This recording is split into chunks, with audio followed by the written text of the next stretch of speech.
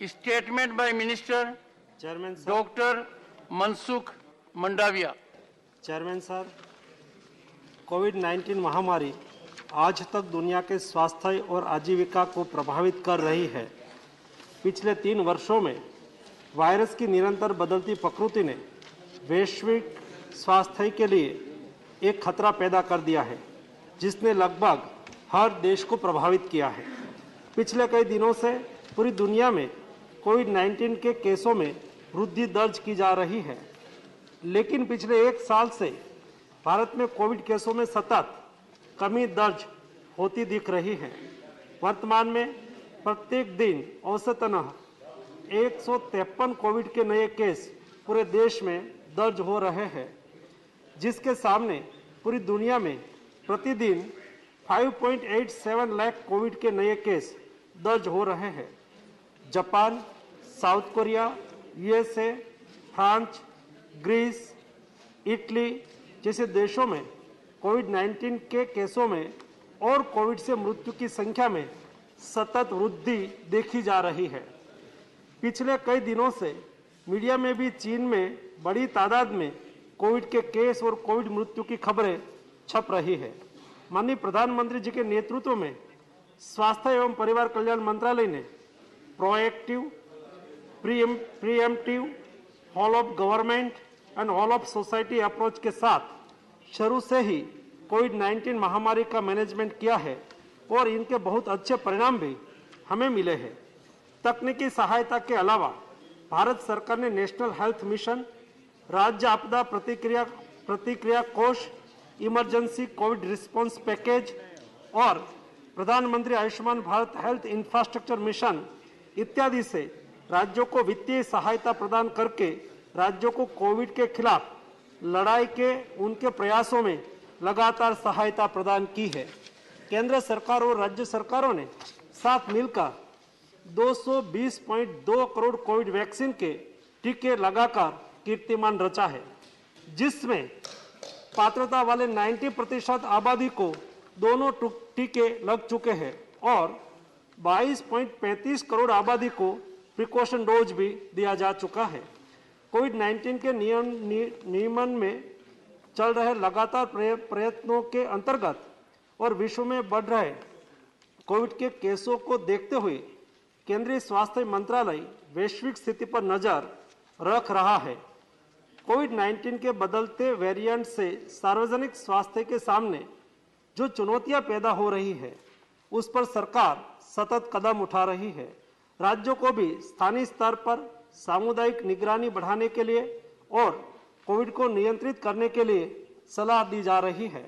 राज्यों को genome sequencing बढ़ाकर सभी पॉजिटिव केसों का जीनोम सीक्वेंसिंग करने की सलाह दी गई है, जिससे अगर देश में कोई नया वेरिएंट आता है तो समय से उनकी पहचान कर सार्वजनिक स्वास्थ्य के लिए कदम उठाया जा सके। आने वाले त्योहार और नए साल को ध्यान में रखते हुए राज्यों को सतर्क रहकर लोगों का मास्क पहनना, हैंड सैनिटाइज करना, रिस्पायरेटरी हाइजीन का ख्याल रखना और सामाजिक दूरी बनाए रखने की जागरूकता लानी चाहिए। राज्यों को कोविड वैक्सीन की प्रिकॉशन डोज बढ़ाने पर और लोगों को प्रिकॉशन डोज की अहमियत के प्रति जागरूकता लाने के लिए भी कदम उठाने चाहिए। अंतर्राष्ट्रीय हवाई अड्डों पर विदेश से आने वाले हवाई यात्रियों के 2% कोविड RT-PCR रैंडम सैंपलिंग भी की जा रही है। माननीय प्रधानमंत्री श्री नरेंद्र मोदी जी के समर्थ नेतृत्व में भारत पहले से ही अमल में test, track, treat, vaccine, COVID appropriate behaviour का पालन नीति के साथ कोविड मैनेजमेंट कर रही है। उसे आगे भी हम चालू रखेंगे। इस वैश्विक महामारी के नियंत्रण के लिए हम संकल्पित है और इसके लिए सभी आवश्यक कदम उठाए जा रहे हैं। मैं सदन के सभी सदस्यों से सरकार के इन प्रयासों में सहयोग चाहता हूं। सभी माननीय सदस्यों लोगों के बीच में जागरूकता लाए कि वैश्विक महामारी अभी पूरी तरह से खत्म नहीं हुई है और हमें कोविड वैक्सीन का प्रिकॉशन डोज लगाने के उपरांत सभी को सतर्क रहकर कोविड प्रोटोकॉल का पालन करना चाहिए। हमारे दुश्मन कोविड वायरस समय समय पर अपना स्वरूप बदल रहा है और हमें एक साथ मिलकर दृढ़ संकल्प के साथ उसके खिलाफ अपनी सामूहिक लड़ाई जारी रखने की लगातार जरूरत है। धन्यवाद। श्री राघव चड्ढा, वन से प्लीज। सर, चाइना से जो वीडियोस और जो न्यूज़ रिपोर्ट सामने आ रही हैं वो ये दिखा रहा है कि वैक्सीनेशन होने के बाद भी, वैक्सीनेशन का आपका स्टेटस जो भी हो उसके बाद भी ये वायरस लगातार हमला कर रहा है और जो तस्वीरें आ रही हैं वो दिखा रहा है कि चाइना का हेल्थ सिस्टम पूरी तरीके से ओवरवेल्म हो गया है। तो हमारी प्रिपेयर्डनेस क्या है उस बारे में बताएं। और आखिरी मेरा एक पॉइंट ये रहेगा सर कि अंग्रेजी में कहावत है, precaution is better than cure. अगर हम चाइना से आने वाली फ्लाइट्स को बैन कर दें, उस पर रोक लगा दें, तो कम से कम जो सबसे ज्यादा इफेक्टेड कंट्री है वहां से आवाजाही बंद हो जाएगी, तो बहुत चीजें प्रिवेंट हो सकती हैं। ये मेरा सुझाव रहेगा माननीय स्वास्थ्य मंत्री। Shri Tiruchi Shiva. Thank you, Chairman, sir. Sir, the last line of the minister's statement conveys something. Our enemy is changing with time, and we need to continue our collective fight against it with perseverance and determination. Yes, sir. The pandemic has infected people after 2 doses of vaccine and 1 more booster. So I think whether the government is prepared to face the incoming pandemic, the nature of it, and the methods to face it, and mostly since it is related with the lungs, or we prepared with enough oxygen, remdesivir or anything of that sort, whether the government is prepared or taking efforts. Thank you. Mohammad Nadimal Haq. Thank you very much, sir. Sir, the Ministry of Health is doing a very commendable job and is very appreciated that they are taking these steps. But I have a few suggestions, sir. One is that there should not be any shortage of oxygen. I'm sure all the ministry, state and center, both are looking into it. Sir, the migrant population last time suffered a lot. Steps should be taken so that the scenario is not repeated. Sir, there should be some increase in health professionals and also some financial help should be given to states. At last, I say, we are all responsible citizens, sir. It is our duty also to make sure that all the COVID protocols are followed. Just, sir, is baar mat boliyega ki is baar thali bajao. Thank you, sir. I can tell you, honorable members, during my 2 visits abroad, as Vice President and Chairman of this House, the good work of the Union Health Minister fell in my ears. It was very wholesome to note that imagine the largest democracy on earth, more than 2 billion vaccinations, all available to the citizens by way of certification digitally, something which even the most developed nation has not been able to achieve. Mr. Vasan. Sir, very thankful to the government and the minister, sir, when even wealthy countries with a population of 20-25 crores were struggling to combat with COVID-19. India with 130 crores, sir, dream come true. We were able to have COVID settled together with all our council of other states, sir. This time, sir, I would kindly like to tell the minister, sir, last time in COVID, even in cities where educated people were there, we were not able to follow the awareness given by the government, sir. This time, both, not only in the cities, also in the district and villages, awareness should be more, sir, so that the people compulsorily follow guidelines. Honorable Minister.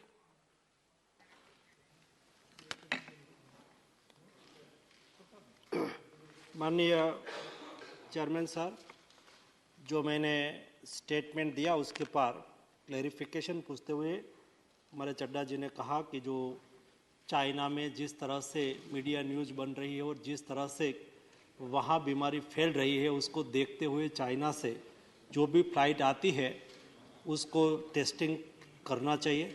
माननीय chairman sir, हम इस विषय पर बहुत जागरूकता से काम कर रहे हैं। नहीं केवल चाइना से हिंदुस्तान में डायरेक्ट फ्लाइट तो आज के दिन में नहीं आती है, लेकिन वाया होके आती है।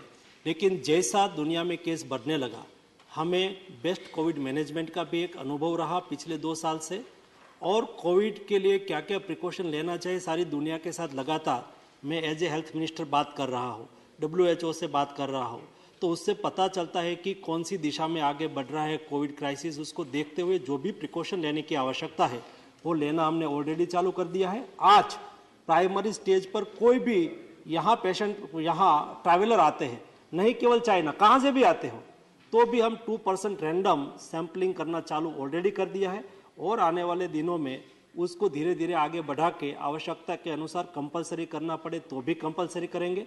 दोनों चीज़ को हमें देखना है, देश में कोई अननोन वायरस घुस भी ना जाए और ट्रैवलिंग में बाधा भी ना हो। दोनों चीज़ों को देखते हुए हम उस दिशा में काम करें ताकि देश में कोई नया वेरिएंट ना आ जाए। तीसरा, अभी प्रिकॉशन जो हमारे तिरुचि शिवाजी ने कहा कि क्या तैयारी है, ऑक्सीजन है नहीं है, कोई दिक्कत होगी। हमने आज से नहीं, कल तो विषय इसलिए उठा कि मेरी एक जिम्मेदारी बन गई कि सम्मानीय 3 सांसद ने राजस्थान से मुझे पत्र लिखा और उन्होंने मुझे कहा कि राजस्थान में जो यहाँ भारत जोड़ो यात्रा पास हुई और कई लोग ये यात्रा में शामिल हुए, शामिल होने के बाद वो पॉजिटिव पाए गए। सम्मानीय मुख्यमंत्री हिमाचल भी पॉजिटिव पाए गए यात्रा में भाग लेने के बाद। तो मुझे कहा कि उसके लिए प्रिकॉशन लेना चाहिए, आपको उसके लिए कुछ न कुछ करना चाहिए। तो मेरी जिम्मेवारी थी कि मैं राज्य के मुख्यमंत्री को लिखूं और यात्रा जो कर रहे हैं ऐसे उसके कन्वीनर को भी लिखूं कि उसके ऊपर प्रिकॉशन, उसके ऊपर जरा कोविड प्रोटोकॉल का पालन करें। मैं बात में पॉलिटिक्स में नहीं जाना चाहता हूं, लेकिन एज ए हेल्थ मिनिस्टर मेरा दायित्व है कि देश में कोविड ना फैले और उसके लिए मैं जागरूकता से काम करने की कोशिश की। लेकिन खास लोग थे, मैं क्या करूं अध्यक्ष जी, चेयरमैन साहब, खास लोगों के मैंने बोल दिया तो खास लोगों के फेवर में लोग निकल पड़े और नहीं बोलने की भाषा में मुझे और प्रधानमंत्री जी के बारे में भी टिप्पणी कर दी। वो एक बात है, लेकिन जब से कोविड चालू हुआ, फर्स्ट सेकंड वेव और थर्ड वेव, अभी थर्ड सर्ज वेव तो नहीं था, हमने कभी कोविड क्राइसिस पर पॉलिटिक्स नहीं किया था और नहीं हम करना चाहते हैं। आज देश में हर हॉस्पिटल में, जो बड़ी हॉस्पिटल है वहां PSA ऑक्सीजन प्लांट लगाया है।